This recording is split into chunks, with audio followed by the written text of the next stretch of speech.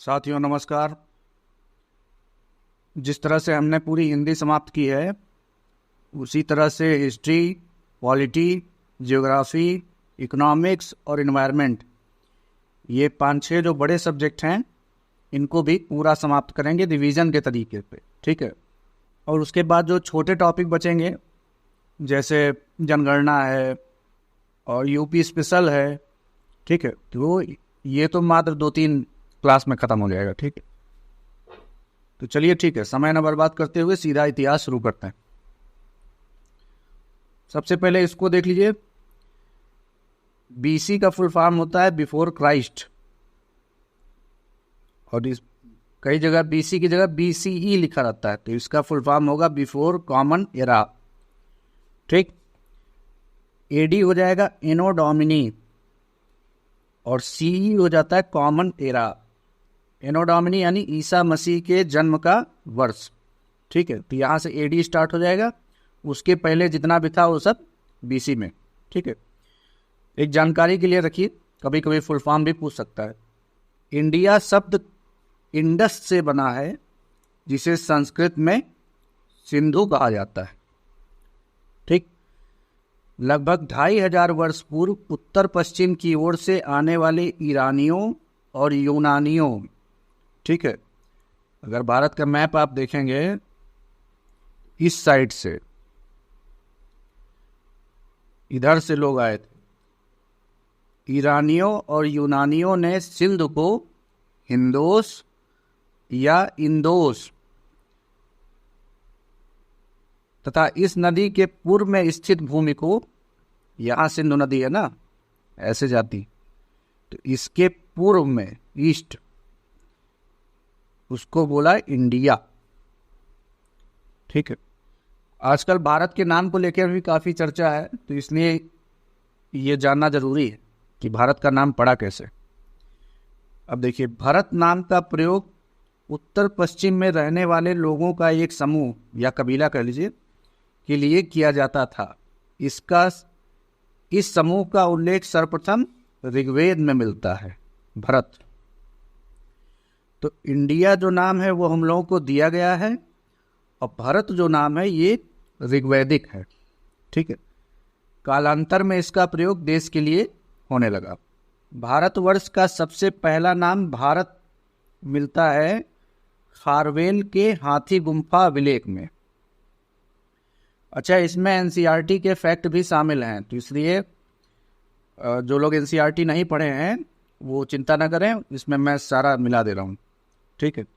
जो पहली बार भारत नाम मिला है, ऊपर तो भरत था, ये भारत है, तो ये कहाँ मिला है? खारवेल के हाथी गुम्फा अभिलेख में। अच्छा, यह लेख प्राकृत भाषा में है, थोड़ा इसके बारे में जान लीजिए। खारवेल जो था वो चेद वंश का राजा था, और खारवेल जैन धर्म का अनुयायी था। इतनी बातें आपको जानना चाहिए, ये एनसीईआरटी का फैक्ट है। नवपाषाण काल के सबसे प्रसिद्ध पुरास्थलों में से एक चताल युग, ये तुर्की में है, ठीक है, पूछा जा सकता है। नवपाषाण युग का प्रारंभ माना गया है 10,000 वर्ष पूर्व। ये डेट जो है ना, ये सब रट लीजिए, ये सीधा सीधा आती हैं। नवपाषाण काल के स्थलों की खोज की थी डॉक्टर प्राइमरोज ने। अच्छा, मेहरगढ़ में जो बस्ती का आरंभ हुआ था, मेहरगढ़ बहुत इंपॉर्टेंट है, हर बार आता है पेपर में। यहाँ जो बस्ती का आरंभ हुआ था ये था 8,000 वर्ष पहले, ठीक है। मेहरगढ़ का लोकेशन क्या है? वर्तमान बलूचिस्तान, जो कि पाकिस्तान में है, बोलन नदी के किनारे। यहाँ से प्राचीनतम कृषि एवं पशुपालन के साक्ष्य मिले हैं, ठीक है।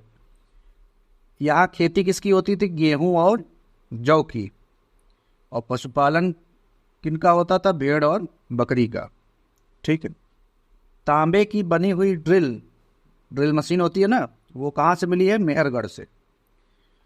संभवतः 7,000 वर्ष पहले मेहरगढ़ में कपास की खेती होती थी। मध्य पाषाण कालीन कुछ प्रमुख स्थल हैं, इनके बारे में देख लीजिए। सीधा नाम आता है, लोकेशन पूछता है, ठीक है। जिनमें पहला है बागोर, बागोर कहाँ है? भीलवाड़ा, राजस्थान। ये सबसे बड़ा मध्य पाषाणकालीन स्थल है बागोर, इसलिए इम्पोर्टेंट है। दूसरा है महदहा, ये प्रतापगढ़ में है, उत्तर प्रदेश। यहाँ हड्डी व सींग के उपकरण मिले हैं। तीसरा है सराय नहर राय, ये भी यूपी में है। आदमगढ़, होशंगाबाद, मध्य प्रदेश। पशुपालन के जो प्राचीनतम साक्ष्य मिले हैं वो आदमगढ़ से ही मिले हैं, ये भी इम्पोर्टेंट है, सवाल आया हुआ है। दो और हैं, वीरभानपुर पश्चिम बंगाल और एक है लंगनाज, ये गुजरात में है, महसाड़ा। ठीक है, अब आते हैं नवपाषाणकालीन प्रमुख स्थल। इनमें पहला है बुरझोंग, कश्मीर। यहाँ गर्तावास के साक्ष्य मिले थे। ठीक है, मानव प्लस कुत्ता का समाधान, मतलब एक ही कब्र में मानव और उसके साथ उसका पालतू कुत्ता, इनको दफनाया गया था, इसके साक्ष्य यहाँ से मिले। कोल्डिहवा, इलाहाबाद, यूपी। चावल के प्राचीनतम साक्ष्य यहीं से मिले। ठीक है, चौपानी मांडो, इलाहाबाद। चिरांद, बिहार, छपरा जिला, यहाँ से हड्डी के उपकरण मिले हैं। बीपीएससी वाले ध्यान देंगे, ये छपरा जो है ना, ये बीपीएससी वालों के लिए इंपॉर्टेंट है, यूपी वालों के लिए केवल बिहार याद रखिए। मेहरगढ़, बलूचिस्तान बता चुका हूँ, और ये चतालह्यूग, तुर्की, ये भी बता चुका हूँ। इसके बाद आते हैं ताम्रपाषाण काल। अच्छा, तांबा जो थी मनुष्य द्वारा प्रयोग की गई पहली धातु है तांबा, और तांबा और पत्थर को मिला के जो औजार बनाए गए वो ताम्रपाषाण काल के अंतर्गत आ गए। तो ताम्रपाषाणकालीन जो संस्कृतियां थी वो कृषक ग्रामीण संस्कृति थी। ठीक है, बनास या अहाड़ संस्कृति इसको बोलते हैं, ये है राजस्थान। बनास एक नदी भी है शायद, बनास, चंबल, ये वही इलाका है। अहाड़ को ताम्रवती के नाम से जाना जाता है, इंपॉर्टेंट है। अहाड़ के लोग पत्थर के घरों में रहते थे। तांबे की कुल्हाड़ी, चूड़ियाँ, चादरें यहाँ से प्राप्त हुई हैं। प्रमुख स्थल गिलुंद, बालाथल और अहाड़, ये बनास या अहाड़ संस्कृति की बात है। दूसरी जो संस्कृति है वो है कायथा संस्कृति, ये भी चंबल घाटी में है, मध्य प्रदेश, उज्जैन, ये इसका क्षेत्र है। तीसरी है मालवा संस्कृति, नर्मदा घाटी। जोरवे संस्कृति महाराष्ट्र और रंगपुर संस्कृति गुजरात, ये इनका सीधा नाम और लोकेशन याद रखिए, मिलाने के लिए आता है। अब आते हैं सिंधु घाटी सभ्यता के इम्पोर्टेंट फैक्ट। देखिए, सबसे पहले ये जो सभ्यता थी ये कांस्य युगीन सभ्यता थी। तो पहली जो धातु प्रयोग की गई वो थी तांबा। तांबा के बाद जो बनी वो है कांसा, तो ये कांस्य युगीन सभ्यता थी। इसका उद्भव कहाँ हुआ था? भारत के पश्चिमी क्षेत्र में, वही। ठीक है, ये नगरीय सभ्यता थी, सबसे इंपॉर्टेंट। इसका जो स्वरूप है वो त्रिभुजाकार है, क्षेत्रफल 13 लाख वर्ग किलोमीटर के आसपास। ये इंपॉर्टेंट फैक्ट हैं, सब याद करिए। ठीक है, इसका जो रेडियो कार्बन पद्धति से जो काल निर्धारित किया गया है वो है 2500 बीसी से 1750 बीसी। ठीक है, तो जो सिंधु घाटी सभ्यता है इसका भौगोलिक विस्तार कहाँ तक है? ये मांडा है, जम्मू कश्मीर, चिनाब नदी किनारे। सुपका गेंडोर, बलूचिस्तान, दास्क नदी के किनारे। यह स्थल और किस नदी के किनारे है, दोनों इंपॉर्टेंट है। आलमगीरपुर, यूपी, हिंडन नदी के किनारे, ये मेरठ के आसपास का क्षेत्र है। और दायमाबाद, महाराष्ट्र, गोदावरी नदी के किनारे। तो ये 4 स्थल, 4 नदियाँ इंपॉर्टेंट है, मिलाने के लिए आएगा। कुछ महत्वपूर्ण खोजें हैं, देखिए। हड़प्पा की खोज की थी 1921 दयाराम साहनी, किसके नेतृत्व में? John Marshall. मोहनजोदड़ो की खोज 1922 राखाल दास बनर्जी, ये भी जॉन मार्शल। चनहुंदड़ो इसकी खोज 1934 एन गोपाल मजूमदार ने की थी। ठीक है तो बहुत सारे स्थल, लेकिन जो पेपर में आते हैं वही लिखवा रहा हूँ। लोथल 1955 एस आर राव, और कालीबंगा 1951 अमलानंद घोष। एक इंपॉर्टेंट फैक्ट ये भी है, सिंधु सभ्यता में 4 प्रजातियां निवास करती थी। कौन कौन सी? पहली है भूमध्य सागरीय, प्रोटो ऑस्ट्रेलॉइड, अल्पाइन और मंगोलॉइड। ठीक, चारों का नाम याद कर लीजिए। इनमें से कोई एक ऑप्शन में नहीं देगा, उसकी जगह कोई और दे देगा। ठीक है, और बोलेगा कि इसमें से कौन सी नहीं है। सैंधव स्थल और नदी। ठीक है, हड़प्पा किस नदी किनारे था? रावी। हड़प्पा रावी। मोहनजोदड़ो सिंधु। लोथल भोगवा। इसको इसी तरह बोल बोल के याद करिए। तो लोथल किस नदी किनारे है? भोगवा। कालीबंगा घग्गर। आलमगीरपुर हिंडन, ये मेरठ वाला क्षेत्र है। बनावली सरस्वती हरियाणा। सुतका गेंडोर दास्क नदी, पीछे बताया हूं। चनहुंदड़ो सिंधु नदी किनारे। कोट दीजी सिंधु नदी किनारे। रोपड़ सतलज। और रंगपुर भादर। ये रंगपुर सौराष्ट्र यानी गुजरात वाले क्षेत्र का स्थल है। इनकी नदियां इंपॉर्टेंट हैं। जिनके पास ना लिखा हो नोट कर लें, जिनको याद हो रिवाइज कर लें। बनावली हरियाणा, इसकी खोज किसने की थी? एस.आर. बिष्ट ने 1973 में। और धौलावीरा की खोज जेपी जोशी 1967 या 69 कहीं कहीं दिया है। ठीक है, हड़प्पा सभ्यता का एकमात्र खेल का मैदान कहां से मिला है? वो है धौलावीरा से, यानी स्टेडियम ये मिला है धौलावीरा में। हड़प्पाई लिपि, इसके बारे में जो इंपॉर्टेंट है देख लीजिए। नंबर 1, ये चित्रात्मक थी। दूसरा, दाईं से बाईं ओर लिखी जाती थी, यानी इधर से इधर, जैसे उर्दू हम लोग लिखते हैं बाएं से दाएं। ठीक है, इसमें 64 मूल चिन्ह थे और 205 से 400 तक अक्षर थे। चनहुंदड़ो, इसके बारे में जो फैक्ट है, ये एकमात्र पूरा स्थल है जहां से वक्राकार ईंटें मिली हैं। ये इंपॉर्टेंट है। चनहुंदड़ो से लिपस्टिक के साक्ष्य मिले हैं। चनहुंदड़ो सिंध प्रांत पाकिस्तान में है। ठीक है, इसकी जो लोकेशन है वो कहाँ है? सिंध पाकिस्तान। चनहुंदड़ो की खोज 1934 एन गोपाल मजूमदार ने की थी। 1935 में यहाँ अर्नेस्ट मैके द्वारा उत्खनन कराया गया। तो खोज की थी एन गोपाल मजूमदार ने और उत्खनन कराया अर्नेस्ट मैके द्वारा। यह एक औद्योगिक नगर था। यहाँ से मनका बनाने का कारखाना व भट्टी प्राप्त हुई है। तो जब लिपस्टिक मिल रहा है, मनका मिल रहा है, ठीक है, तो समझ लीजिए शहर था एक।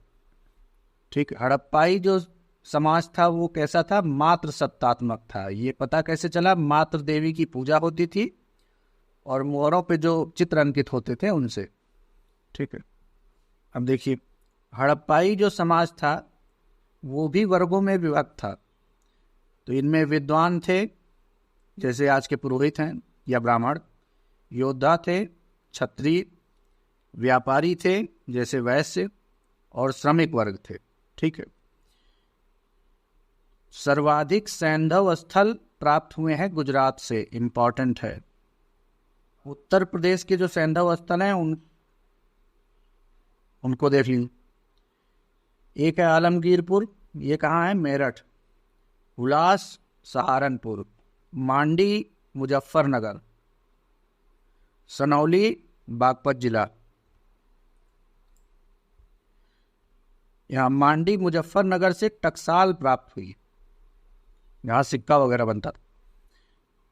और सोनौली 100 से अधिक मानव समाधान प्राप्त हुए हैं। एक साथ 3 शवों वाली कब्र मिली है सोनौली बागपत से। ठीक है। मोहनजोदड़ो के बारे में जो इम्पोर्टेंट है उसको देखिए।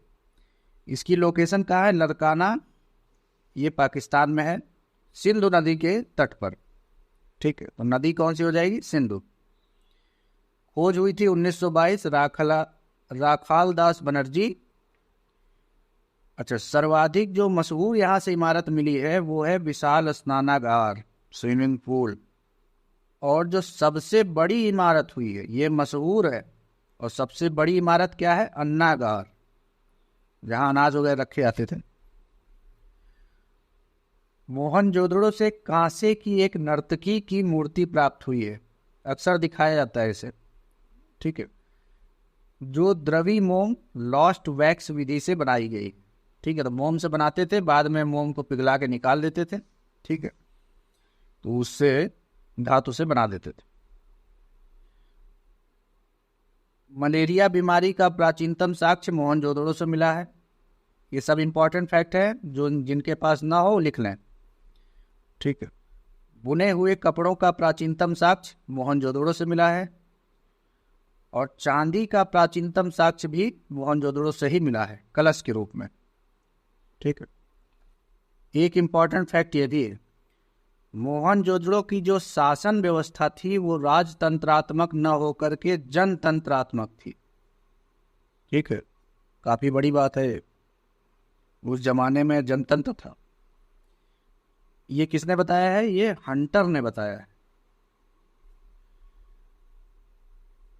सैंधव सभ्यता के प्रमुख बंदरगाह, इनको देख लीजिए, लोथल, रंगपुर, सुरकोटदा और प्रभास पाटन। हड़प्पा सभ्यता में माप की दशमलव प्रणाली 16 के गुणक में थी। जैसे आज 10 के गुणक में है, 1 रुपये, 10 रुपये, 20 रुपये। ठीक है, तो यहाँ 16 के गुणक में होती थी। अच्छा, सर्वप्रथम कपास पैदा करने का श्रेय सैंधव लोगों को जाता है। गुजरात के सैंधव निवासी जो थे वो हाथी पालते थे, तो हाथी का साक्ष्य भी मिला है। ठीक है, ये ध्यान रखिएगा।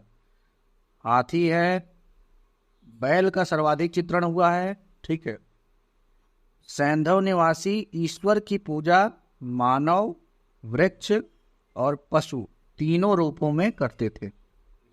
सैंधव निवासी पुनर्जन्म में विश्वास रखते थे। ये पता चला कैसे? जब आदमी मर जाता था तो उसके साथ उसके कब्र में उसके उपयोग की जो चीजें होती थी, पैसा, रुपया, अनाज, ये सब भी साथ में रख दिया जाता था। ठीक है, तो पुनर्जन्म में विश्वास रखते थे। उनका मानना था कि जिस लोक में गया है वहां उसको काम देगा।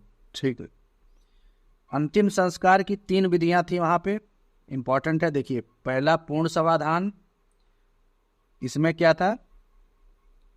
उत्तर से दक्षिण की ओर, पैर दक्षिण सर उत्तर, पूरा दफना दिया जाता था। आंशिक समाधान, इसमें खुला छोड़ देते थे।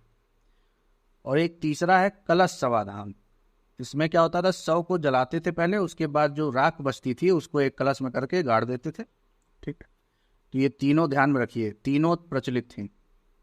सैंधव सभ्यता की देन क्या क्या है? सबसे पहला नगर नियोजन, दूसरा बहुदेववाद का प्रचलन, माता देवी भी थी, पशुपति भी थे। ठीक है, पशु की पूजा करते थे, प्रकृति की पूजा भी करते थे। ठीक है, तीसरा है मातृ देवी की पूजा। ठीक है, प्रकृति पूजा, अग्नि पूजा, यज्ञ करते थे, यज्ञशाला भी मिली है कहीं कहीं से। शिव पूजा, लिंग एवं यौन की पूजा। जल का धार्मिक महत्व किसी ने बताया था। ठीक है, आभूषणों का प्रयोग, बहुफसली कृषि व्यवस्था। ठीक है, जौ, गेहूं, ये सब की खेती होती थी। आंतरिक व बाह्य व्यापार, इनका व्यापार भी बहुत सुदृढ़ था। ठीक है, सैंधव सभ्यता का पतन कैसे हुआ, इसको लेके कई मत हैं, तो जो इम्पोर्टेंट है बस वही बता रहा हूँ, बाकी बहुत सारे हैं। पहला है बाढ़, कि एक बाढ़ के कारण ये सभ्यता समाप्त हो गई। उसमें उसके जो ये मत किन लोगों का है? जॉन मार्शल का है, अर्नेस्ट मैके का है और एस.आर. राव का है। आर्यों का आक्रमण, हाँ, ये बड़ा विवादित विषय रहता है कि आर्य लोग आए, उन्होंने बसी बसाई एक सिंधु घाटी सभ्यता को समाप्त कर दिया। तो ये एक मत है, इस मत को किसने दिया? व्हीलर और गार्डन चाइल्ड ने। ठीक है, तो ये कहीं ना कहीं अंग्रेजों की एक कूटनीति भी हो सकती थी भारत को तोड़ने के लिए। ठीक, जलवायु परिवर्तन,